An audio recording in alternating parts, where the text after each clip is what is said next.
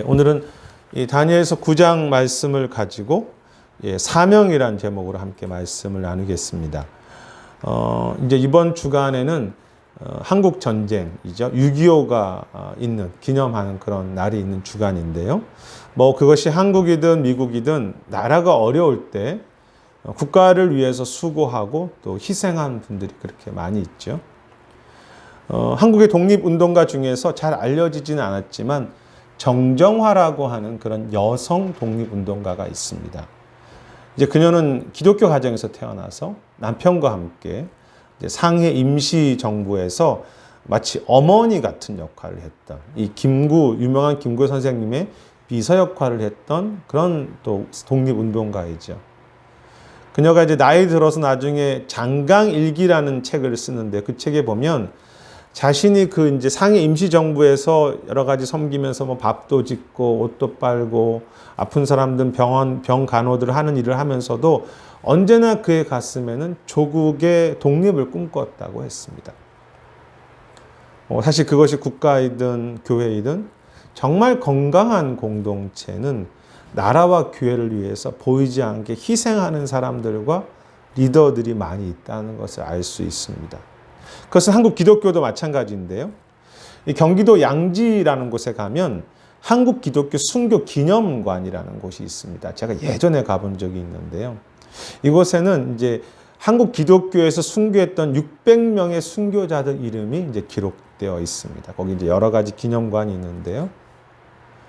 과거에 한국 교회에 부족한 부분도 많았지만 믿음과 교회를 지켰던 수많은 사람들의 희생과 그 순교의 피가 있었던 것이 한국 기독교이기도 하죠.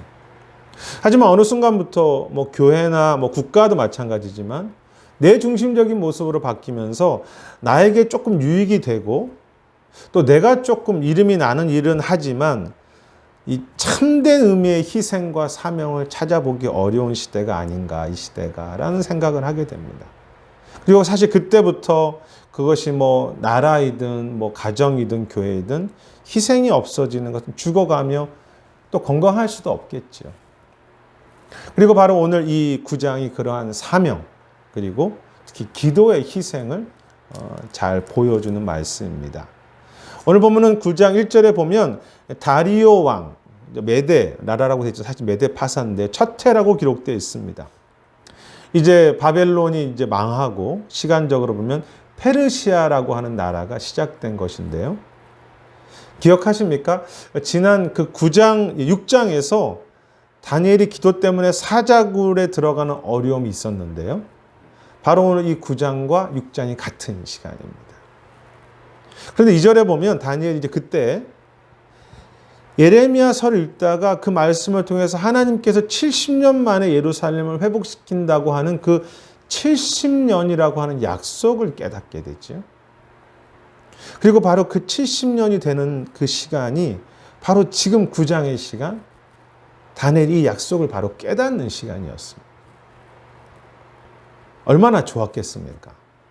그렇게 기다리던 그 이스라엘을 하나님께서 회복하신다고 하는 그 회복의 시간이 이제 바로 그렇게 된 것입니다. 기다리던 그 회복이죠. 하지만 다니엘은 이 약속과 시간을 깨닫고 나서 그냥 야 좋다 이렇게 즐거워한 것이 아니라 그냥 기다린 것이 아니라 3절에 보면 금식하고 베옷을 입고 그리고 정말로 자기의 죄처럼 회개하면서 그 조상의 죄를 놓고 기도하기를 결심하는 것을 보게 됩니다. 그리고 다니엘은 이제 제가 읽지는 않았지만 3절부터 19절까지 계속 매우 긴 기도이죠. 아주 뭐 간절하게 아파하면서 정말 그 다니엘의 절절한 기도가 본문 전체 이 9장에 나와 있죠. 다니엘이 얼마나 자주 하나님이여 하나님이여라고 기도하는 게 이제 본문에 계속 나오는데요. 그런 기도의 이렇게 내용을 볼 때마다 그가 얼마나 이 기도의 진심이었는지를 느낄 수 있습니다. 아니 하나님의 때가 약속하신 때가 이제 되었으면 그냥 기다리면 될 텐데 왜 이렇게까지 기도해야 합니까? 어떤 사람들은 하나님의 계획은 인간이 바꿀 수 없기 때문에 굳이 기도할 필요가 없다고 그렇게 말하는 사람도 있지만 그것은 말씀도 모르는 것이고 하나님의 생각을 잘 모르는 그런 말이죠. 물론 우리가 기도한다고 해서 우리 마음대로 하나님의 뜻을 바꿀 수 있는 것은 아닙니다. 하나님 경하신 계획이 있죠. 하지만 하나님은 언제나 그 하나님의 사람들, 기도하는 사람들의 그 기도와 사명을 통해서 하나님의 뜻을 이 땅에 이루시는 것을 볼 수 있습니다. 언제나 그렇습니다. 그것이 뭐 헌신이든 기도든. 최근에 우리 교회는 기도합니다라는 책을 제가 이제 보면서 그 책에 보면 그런 이야기가 있어요. 기독교 신자들 역시 기도에 대해서 차갑다. 그러니까 냉소적이다. 라고 그렇게 말하는데 하나님이 하시는데 왜 우리가 기도해야 되는가? 또 혹은 내가 기도한들 뭐 제대로 된 변화가 있는가라고 그런 냉소적으로 해서 현대 기독교가 기도가 식어졌다고 합니다. 근데 특히 책에서는 남자들이 기도에 대해서 더 냉소적이라고 해요. 남자들이 더 문제인 것 같습니다. 우리만 잘하면 될 것 같은데. 아무튼 자매님들은 그래도 기도하려고 그러는데 형제님들은 별로 기도하지 않는데요. 저는 이제 오늘 이 말씀을 보면서 그 하나님의 약속이 좋아요. 뭐 기도를 통해서 이루어지는데 왜 꼭 희생하는 것이 왜 꼭 다니엘이어야 하는가라는 생각을 그렇게 하게 됩니다. 지금까지 다니엘이 너무 고생을 많았잖아요. 다니엘이 그 나라와 민족을 위해서 얼마나 희생했습니까? 그리고 이제 나이 들어서 조금 쉴만하고 이제는 80도 넘었는데 이제는 좀 쉬어야 되는 나이인데 다른 사람들을 사용하시지 왜 굳이 또 다니엘이 그 나이에 사자굴이라고 하는 그 위험까지 감당하면서 왜 그가 굳이 이렇게 희생할까? 어떻게 보면 뭐 다니엘도 그럴 수 있겠지만 다니엘을 보는 우리도 야 조금 너무 억울한 것 같다.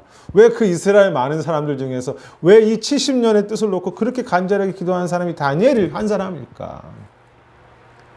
근데 다니엘 이제 이 9장 전체 기도를 보면요. 다니엘 거기서 보여줬지만 다니엘이 이제 18절에서 9장 18절에서 그런 기도를 해요. 하나님 결코 그 약속을 지체하지 말아 주십시오. 얼마나 하나님께 이 진지하게 기도하는 그 다니엘의 이 모습 속에서 저는 이 본문 자체도 그렇지만 다니엘이 희생과 사명의 자리에 서 있는 것을 얼마나 본인이 소중하게 여기고 내가 기도해야 된다는 것이 얼마나 그에게 귀한 것이라고 생각하는지 다니엘이 느낄 수 있습니다. 그 이 약속을 위해서 기도하는 한 사람이 된다는 것에 대해서 다니엘이 굉장히 소중하게 여겨요. 내가 기도해야 될 한 사람이구나. 특히 이제 이 부분은 다음 장에도 이제 다음 주에도 설교에 나오겠지만 23절에 보면 천사가 희생하는 다니엘에게 와서 은총하는 자여라고 그렇게 이렇게 말하는데요. 근총을 크게 입은 자여. 사명을 감당하는 다니엘이 은총을 입은 자죠. 그 하나님의 임재가 있을 수 있도록. 희생하지만 사실 그는 존귀한 기도하는 그 한 사람이죠. 여러분 사명은 무엇입니까? 분명히 희생입니다. 또 어렵죠. 어렵습니다. 하지만 하나님께서 이 세상 가운데 그 뜻을 이루시는 그 영광스러운 그 한 사람이 되는 거죠. 분명히 어렵지만 은총받은 자이고 존귀한 그 사명을 감당하는 그 한 사람이 되는 것. 앞에 제가 말씀드렸던 정정화라고 하는 그 분이 여성이 이제 한국이 1945년에 해방되잖아요. 그러면서 이제 김구 선생님의 비서였으니까 김구 선생님을 따라서 한국에 들어와요. 근데 당시 이제 정치 상황을 다 말씀드릴 수 없지만 남한에서는 김구 선생님이 환영받지 못해요. 여러 가지 이유로. 그러다 보니까 이분도 남쪽 사우스 코리아에서 그렇게 환영받지 못하고 나중에 심지어 감옥에까지 또 가는 거예요. 여러 가지 억울하게. 물론 나중에 국가가 이제 그 부분을 미안하게 생각하고 그녀에 대해서 인정하면서 국민 훈장을 그에게 주기도 하지만 사실 그녀의 삶은 독립운동을 할 때나 나라가 해방된 이후에도 그렇게 쉬운 삶은 살지 못했습니다. 하지만 그녀가 이제 그 책에서 아들에게 했던 이야기를 적고 있는데요. 아들아, 나라가 무엇인지를 너가 알고 싶다면 그 나라가 무엇인지 막 이론적으로 공부하는 것이 아니라 그 나라를 위해서 죽어간 사람들을 너가 생각하면 나라를 바르게 네가 이해할 수 있을 것이다. 조금 어려운 말인 것 같아. 근데 그런 의미죠. 희생하는 것이 없다. 희생으로 바라보지 않는다면 국가를 네가 제대로 바라볼 수 없다. 희생이 없는 국가는 없다는 것이죠. 비록 평생 좀 인정받지도 못하고 희생했던 그런 삶이지만 그 아들에게 진정한 나라를 사랑하는 것이 무엇인지를 알려줄 수 있는 어떤 자부심 같은 것도 있고요. 정말로 나라를 사랑하는 그 한 사람의 고백, 그 고백을 누구도 빼앗을 수 없는 그 정말로 존귀하다고 어떤 향기 같은 것이 느껴지는 나라를 이해하려면 죽어간 사람을 너는 생각해야 된다. 저는 우리 교회 개척 때도 그랬지만 제 교회 일이, 제 사역이 교회 일만이 아니라 뭐 전체 교단의 일, 또 다른 목회자들과 함께하고 또 후배들을 신학생을 세우는 것이라고 저의 사명이라고 생각을 해요. 그렇지만 쉽지는 않습니다. 사실. 지난 화요일에는 오전에는 목회자 모임, 또 저녁에는 신학생들 모임을 또 이렇게 두 개나 같이 겹치는 날이 왔습니다. 그래서 참 이렇게 내가 이렇게 하루 두 개씩이나 이런 모임들을 해야 되나 하고 약간 갈등도 하기도 합니다. 그런데 반대로 생각하면 이런 소중한 일을 제가 위해서 수고할 수 있는 그 한 사람이 되는 것이 참 귀하다. 영광이다라는 생각도 합니다. 이렇게 일할 수 있어서 참 영광이다. 누가 나에게 그거를 하라고 기회를 주었기 때문에, 하나님이 주었기 때문에 하는 거죠. 물론 힘들지만 내가 할 수 있다는 것이 그 한 사람이 되는 것이 영광이다. 중국 선교사였던 허드슨 테일러가 사역 중에서 자녀들이 죽죠. 그리고 이제 아내도 죽지 않습니까? 참 희생이죠. 특히 이제 그는 몸이 약해질 정도까지 기도하는 사람이었는데요. 그가 이렇게 말합니다. 이제 자기 희생을 누가 물어봤을 때 초대 교인들이 그렇게 죽어가고 희생한 그것을 기뻐한 것은 그들이 정신 나간 사람이나 뭐 이상한 신앙이나 바보 때문에 그렇게 한 것이 아니라 그 희생이 주님 앞에서 얼마나 소중한다는 것을 알기 때문에 희생을 기뻐했습니다. 그러니까 이 허드슨 테일러도 희생은 희생이지만 그 희생이 한 사람의 희생이 된다는 것이 귀하다는 것을 알고 있다는 거죠. 최근에 어떤 한 모임에서 저에게 질문을 하시더라고요. 당신을 위해서 매일 기도하는 성도가 몇 사람이라고 생각하십니까? 그래서 제가 용기 있게 대답했습니다. 저희 교인 전체입니다라고 제가 대답했습니다. 아멘이시죠? 착각한 건 아니죠. 뭐 가끔씩 잃어버릴 수 있겠지만 내가 매일 교회를 위해서 목회자를 위해 혹은 뭐 우리 소그룹 식구를 위해서 기도하는 또 수고하는 그 한 사람이 되는 이 시대 다음 세대를 위해서 희생하는 한 교회가 되는 그게 사실 존귀한 거잖아요. 희생이지만 은총을 받은 자이고요. 아픔이 있지만 기도할 수 있는 그 영광스러운 한 사람이 되는 것. 그리고 참 희생이 있지만 이 땅을 축복하는 한 교회가 되는 것. 그게 사명이라는 거죠. 그런데 오늘 다니엘이 이렇게 희생하며 기도할 때 그가 받은 응답은 조금은 특이합니다. 이제 그게 저희가 읽었던 응답이 24절부터 마지막 27절까지인데요. 이 응답이 이제 보면은 이제 가브리엘이라는 사람이 와서 일은 이래가 시간으로 정해져 있다. 그리고 그곳에 뭐 이런저런 하나님의 회복이 주어진다라고 그렇게 말을 하지요. 일은 이래라는 시간을 말합니다. 다음 주에도 이제 이래라는 설교 내용이 좀 나오지만 한 이래를 7일로 한 주로 볼 수도 있고요. 그래서 세일의 기도는 뭐 3주간의 기도인데 이제 보통 학자들은 오늘 본문의 이래는 7년으로 해석합니다. 7주가 되기도 하고 7일이 되기도 하고 7년이 되기도 하는데 오늘 본문은 7년으로 해석을 합니다. 그래서 일은 이래는 70 곱하기 7, 490년을 의미합니다. 그러므로 오늘 응답은 490년의 일에 대해서 하나님께서 말씀해 주신 응답이에요.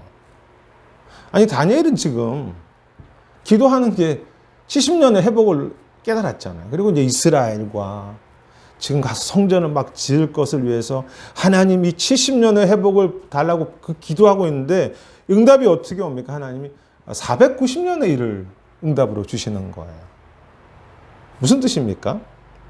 더군다나 이 490년의 일은 성경을 몇 번 읽어봐도 좀 복잡하실 텐데요. 이런 내용입니다. 490년 동안에 이제 25절에 보면 성전이 회복되고 기름 부음 받은 자가 세워진다고 해요. 그리고 그 후에 26절에 보면 또 기름 부음 받은 자가 사라지고 한 왕이 와서 성소를 무너뜨린다고, 그런 이제 좀 어려운 본문입니다. 이 말씀은 두 가지로 볼 수 있는데요. 이 말씀과 한상을 좁은 의미로 보면, 그러니까 다니엘서 본문 자체죠. 자체로 본다면 우리가 지난주에 살폈던 그 안티오쿠스가 성전을 모독했던 그 사건과 연관된 말씀이에요. 성전이 회복되고 기름 부음 받은 자, 기름 부음 받은 자가 그리스도를 의미하지만 또 제사장들을 의미하기도 하고, 그 사람들이 세워진다. 그런데 다시 또 안티오쿠스가 와서 그 성전을 무너뜨린다는 그런 내용의 말씀이고, 그게 이제 이때부터 거의 그 정도 시간이 흐를 때, 어떻게 계산하냐 좀 다르지만, 하지만 오늘 본문을 좀 더 넓게 보면, 또 다른 의미로 또 해석하게 넓게 보면 이 기름 부음 받은 자는 예수님을 의미하고요. 성전이 무너지는 것은 예수님 이후에 또 다른 성전이 있었거든요. 헤롯 성전이 또 무너지고 로마가 예루살렘 성전을 무너뜨려서 지금 이제 통곡의 방만 남아있는 그 성전을 더럽히는 것으로 해석하기도 합니다. 뭐 그것이 어떤 해석이든 무엇을 말해줍니까? 이제 490년의 응답이니까 얼마나 기다려야 하잖아요. 그게 쉬운 응답이 아니에요. 70년도 쉽지 않은데 490년이란 긴 시간이 있기 때문에 그곳에 인내와 기다림이 있지만, 하나님께서는 그 시간을 정해 놓으셨다는 표현 몇 번 하거든요. 그리고 그 시간에 하나님께서 이런 일을 하신다. 메시아를 세우시고, 메시아가 또 고난당하기도 하지만, 그리고 다시 안티오쿠스나 혹은 뭐 로마가 성전을 무너뜨리기도 하지만 결국은 하나님께서 그 모든 것 가운데 통치하시고 주인으로서 그 뜻을 끝까지 붙잡고 계시고 이루신다라고 하는 그런 내용입니다. 490년의 그 내용. 그리고 좀 더 보자면 세상 끝까지 하나님께서 이 전쟁 같은 그런 어려움 속에서 그 일을 이루어 가신다는 그런 응답이죠. 그래서 제가 27절에 보면 마지막 부분에 그렇게 되어 있어요. 결국 하나님께서 심판하실 것을, 황폐한 자에게 심판이 쏟아진다라고 되어 있는데 결국은 하나님께서 심판하실 것을 말씀하시는 것이 이 내용의 결론이죠. 하나님께서 결국은 마지막까지 이것을 붙잡고 계시고 완성하신다는 것입니다. 그런데 여러분, 이 응답이 언제 주어졌는지 아십니까? 23절로 가시면 너가 기도를 시작할 즈음에 응답이 주어졌다고 합니다. 다니엘이 기도를 시작할 때 응답이 시작됐다는 거죠. 여기서 응답하신다는 것은 하나님께서 뭐 일하신다 혹은 일어서신다는 의미가 있습니다. 하나님께서 그 일에 반응하기 시작해요. 다니엘의 희생이고 다니엘의 사명인 줄 알았는데, 그가 기도를 시작할 때보다 하나님께서 일어서셔서 일하셨고, 물론 긴 기다림이 490년 혹은 주님 앞에 마지막 날까지 계속 함께하는 그런 사명의 길이지만 결국은 하나님께서 그 다니엘의 시작부터 일하셨고 결국 끝까지 그 일을 완성하시고 붙잡으시는 사명이죠.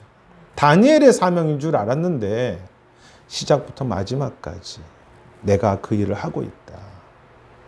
저는 이 응답에서 다니엘이 70년을 위해서 기도했는데, 사명으로 기도했는데 490년의 응답을 주시는 것이 매우 특이하다고 생각합니다. 그러니까 다니엘은 하나님 이런 나라를 위해서 기도했는데 하나님께서 하나님 나라 전체에 대한 비전을 다니엘에게 보여주시면서, 그것이 뭐 490년에서 어떤 학자는 이게 종말의 이야기라고 하거든요. 마지막까지에 대한 그 하나님 나라가 그의 삶에 보여주신 것이죠. 그러니까 다니엘의 삶 자체가 엄청 커진 거죠. 하나님 나라가 되고 그의 삶에 그 하나님 나라 490년이라고 하는 그 크기에 주시는 그 은혜라고 할까요? 여러분, 사명의 은혜가 무엇입니까? 긴 기다림이 있죠. 하지만 그래서 잘 안 보입니다. 너무 기다리니까. 하지만 주님이 시작하시고 주님이 마치시는, 기도 응답할 때부터 끝까지 그런 사명이고요. 주님이 그리고 내 삶이, 내 자체가 하나님의 나라가 되는 그런 은혜가 있는 그것이, 그래서 내 삶에 하나님의 나라가 임하는 것, 내가 점점 커져가는 것, 그게 하나님의 나라이죠. 사명의 은혜이죠. 앞에서 말씀드렸던 이제 그 목회자 모임은 지금 6년째 하고 있고요. 이제 전사님들 모임은 이제 1년이 되었는데, 헌신도 쉽지 않지만 제일 어려운 게 좀 우리가 얼마나 열매를 맺고 있는가, 이 모여서 변화되고 있는가라는 생각할 때 조금 마음이 힘듭니다. 때로 잘 안 보일 때가 있거든요. 그런데 모임을 하고 이렇게 지나고 나서 이렇게 그때는 조금 힘들 때도 있지만 잘 모를 뿐 제가 섬기는 것이 아니라 주님이 하신다는 것을 늘 깨닫게 됩니다. 계속 이제 깨닫게 되는 것은 내가 우리 목사님들을 위해서 기도하는 줄 알았는데 기도하는 동역자들이 저에게 7분, 8분이 계시다는 것이 참 너무 감사하다라는 생각을 그런 것을 경험하고요. 처음에 저희가 6년 전에 한 40몇 명 모였는데 지금은 그 모임에 70몇 명의 목사님들이 계속 오셔서 함께 하고 계세요. 물론 뭐 빠지시는 분도 계시고 하지만. 특히 지난주에 이제 전도사 모임들을 하고 이제 소그룹으로 그 줌에서 나눠져서 하셨는데 저희 그룹에 20대 후반 너무 젊잖아요. 근데 이제 결혼을 하셨더라고요. 전사님이 유스를 가르치는 전사님인데 자기의 삶을 나누면서 학생들을 가르칠 때, 설교할 때 그들에게 가르치기보다 그들의 삶의 낮은 자리로 들어가서 그들과 함께 하려고 한다는 그런 고백을 너무너무 진실하게 하셔서 막 저보다 낫다는 생각을 막 들었고요. 그래서 제가 그렇게 말했습니다. 나는 50살이 넘어서 그것을 깨달았는데 성도들 밑에 내려가서 그분들과 함께 말씀을 듣는 거 생각했는데 전사님 이렇게 젊을 때부터 그렇게 하시더니 너무 귀하네요. 그랬더니 막 또 아니라고 막 그렇게 이야기하는데 제가 섬기고 또 제가 뭐 이렇게 도움 준다고 아니 그게 아니라 제가 참 그런 고백들을 하는구나. 은혜 받게 되고 그것이 어떤 모임이든지 주님이 하신다는 것을 다시 깨달을 수 있는 그런 시간들이 됩니다. 그리고 무엇보다 제가 이렇게 그것이 뭐 우리 교회 사역이든 아니면 어떤 이런 모임이든 정말로 제가 어떤 일에 대한 욕심이 아니라 정말로 사명으로 할 때 주시는 가장 큰 은혜가 제 삶이 조금씩 커지게 하신다는 것입니다. 뭐 그것이 선교를 갔다 오는 것이든 무엇이든 제 중심에서 조금 더 공동체 중심으로 우리 교회 중심에 벗어나서 물론 뭐 예전에도 그런 마음을 주셨지만 그것이 점점 커지게 해서 제 마음에 하나님 나라를 품는 내 삶이 천국이 되는 것을 조금씩 아직은 또 부족하지만 그래도 조금씩 더 자라게 하시는 것 그것이 은혜라는 것을 깨닫습니다. 이번 주간에 이제 총회를 가는데 기도 많이 해 주셔야 되지만 보통 총회 가면 2,000명 정도가 함께 모여요. 목회자들 장로님들도 오시긴 하지만 모여서 이제 수십 개의 안건을 다 그 모든 회원들이 다 버튼 눌러가면서 의논하고요. 또 무엇보다 함께 예배가 몇 번 있어요. 전체 뭐 2,000명이 모여서 예배 드릴 때 되게 영광스럽고요. 또 교제 그리고 성찬을 함께 하게 됩니다. 그때마다 그래 내가 혼자서 하는 어떤 교회나 어떤 목회가 아니라 뭐 PCA라고 해서 그게 다 하나님 나라, 거기 그 외에 많은 하나님 나라가 있지만 그 2,000명이 모인 걸, 야 그래 하나님의 나라 안에서 내가 한 사람이지. 내가 이거래서 그곳에서 함께 해야지라는 것을 참 많이 경험하게 되는 것 같습니다. 그래서 교단을 위해서 일하는 것도 저에게는 하나님 나라의 은총을 생각하는 그런 경험을 하게 하는 것을 경험해요. 뭐 집에서 나무들을 키우신 분이 계시겠지만 봄에 새싹이 많이 자라는데요. 봄에 싹이 자라는 속도가 어떤 경우에는 처음에 하루에 2, 3cm씩 자란다고 합니다. 이 새싹이. 그러니까 처음에 생명이 주어질 때는. 눈에는 보이지 않고 가만히 멈춰 있는 것 같은데 그 작은 새싹 속에서도 그 생명의 역사는 하루에 막 3cm씩 막 그렇게 자라나는 거죠. 때로는 제 자신이나 우리 교회 성도들이 정말 하루에 좀 3cm씩 자라서 쑥쑥 자라서 좀 변화도 보이고 뭐 여러분들 뭐 여기 주일학교 사역자들 계시지만 그런 소망에 저 아이들이 잘 자랐으면 때로 잘 보이지 않을 때 뭐 그것이 우리 성도님들이든 내 자신 보이지 않을 때 또 아프기도 한데요. 근데 주님은 그렇게 말씀하시지 않아요. 너의 기도 가운데 보이지 않지만 내가 멈추지 않고 그들을 자라게 하고 있고 너의 기도 가운데 내가 일하고 있다. 그 속에 하나님의 역사가 있다. 앞에서 말했던 그 양지의 기독교 순교 기념관의 2층에 올라가면 가장 먼저 딱 보이는 글이 주님께서 그들을 기억하셨다라는 그런 말씀이에요. 주님께서 그들의 수고를 기억하시고 주님이 그들과 함께 하시고 주님이 일하셨다. 그리고 또 그렇게 적혀 있습니다. 그 좀 더 가면 기독교 역사는 교회는 박해와 순교와 함께 엮여져서 이루어진 역사다. 순교자들의 그 희생과 기도의 피 위에 교회는 세워졌고 이기적인 교회, 세속된 교회는 순교자들의 이 신앙 고백과 자기 부인을 통해서 교회가 회복될 수 있었고 그리스도를 따라갈 수 있었다. 피가 없이는, 근데 그 피 안에 그리스도가 계신 거죠. 지금까지 이곳을 방문한 사람들이 뭐 이렇게 유명한 것도 아닌데 벌써 100만 명이 넘는다고 해요. 그래도 아직은 그래 좋은 순교와 헌신의 모범을 제가 따라야지라고 소중히 여기는 사람들이 있으니까 방문하지 않겠습니까? 아직은 소망이 있죠. 여러분도 그런 뭐 우리가 다 이기적이지만 그래도 여기 계신 분들 다 교회를 위해서 헌신하려고 하는 그런 마음들이 다 있죠. 왜냐하면 가다 보면 이 길이 내가 혼자 가는 길이 아니라 주님이 가시는 길이고 주님이 앞서가는 길이고 또 주님이 대신 십자가 지는 길이고 결국 주님의 십자가의 길을 내가 가는 그 영광스러운 것이라는 것을 깨닫기 때문에 때로 어렵지만 이렇게 순교지를 방문하고 이런 기념관을 방문하고 내가 그렇게 살아야지 결단. 우리도 그런 결단이 있죠. 이 예배도 마찬가지고 다시 그렇지 주님의 길을 따라가야지. 예수를 따르는 길이라는 유명한 책에서 허드슨 테일러가 그렇게 말합니다. 우리가 어떤 길을 가든 그것은 쉽지 않지만 우리가 가장 중요하게 해야 할 일은 그리스도께서 어떤 분이신지 그리고 그분께서 우리를 위해서 어떤 일을 하셨고 무엇을 지금도 하고 계신지를 생각하는 것입니다.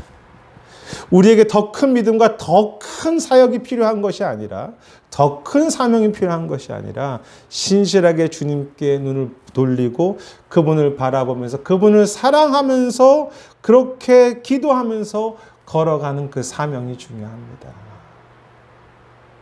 실제로 이 허드슨 테일러의 삶을 보면요. 그 선교단체는 정말 문제가 있던 없던 평범한 순간이든 금식하고 특히 기도의 헌신을 정말로 멈추지 않았던 사람들이죠. 뭐 기도의 사람들입니다. 그 책에서 허드슨 테일러가 자신들 팀의 기도에 대해서 이렇게 고백합니다. 기도하는 가운데 언제나 하나님이 개입해 주셨다. 일하셨다. 하나님은 기도하는 우리 앞서서 행하셨고 기도할 때 구분기를 곱게 하셨으며 기도하는 우리의 모든 험한 곳을 불편한 곳을 하나님의 평야로 평탄한 곳으로 만들어 주셨다. 실제로 허드슨 테일러의 삶이 그렇거든요. 이 시대는 교회나 국가나 진정한 희생도 사명도 기도도 사라지고 무엇보다 참 기도하는 그 한 사람 사명을 잃어버려 가는 시대가 아닌가. 그래서 참 아픕니다. 그러면 사실 다 우리가 죽는 것이죠. 기도가 없을 때. 오징어 게임에 유명한 대사가 있지 않아요? 이렇게 하다간 우리 다 죽어. 예, 제가 좀 잘했습니까? 이렇게 하다가 좀 이상합니까? 이렇게 하다간 다 죽어. 근데 이상합니다. 우리가 스스로 살려고 하면 다 죽을 것이지만 희생하고 죽어가며 기도하는 그 한 사람이 될 때 주님은 나를 살리고 교회를 살리고 세상을 살리는 그 은혜를 주시는 것이죠. 비록 쉽지 않은 기도와 헌신과 사명이지만 우리는 은총받은 자이고요. 그렇게 희생할 수 있고 기도할 수 있다는 그 한 사람이 되는 것, 그 순교할 수 있는 그 한 사람이 되는, 나라를 위해서 희생할 수 있는 그 한 사람이 될 수 있다는 것이 정말 영광이고 존귀한 일이죠. 그 한 사람, 그 한 교회를 통해서 주님은 이미 응답을 시작하셨고 끝까지 그 응답을 이루실 것이고요. 우리에게 490년 하나님 나라 영원한 전체를 좀 품을 수 있는 그런 비전을 주심으로 내가 하나님의 나라가 되고 고난이 있지만 천국의 잔치와 또 열매와 또 감사를 누릴 수 있는 그런 그 은혜를 우리 가정 또 우리 교회 우리 자녀들에게 우리 삶에게 그렇게 허락하실 것입니다.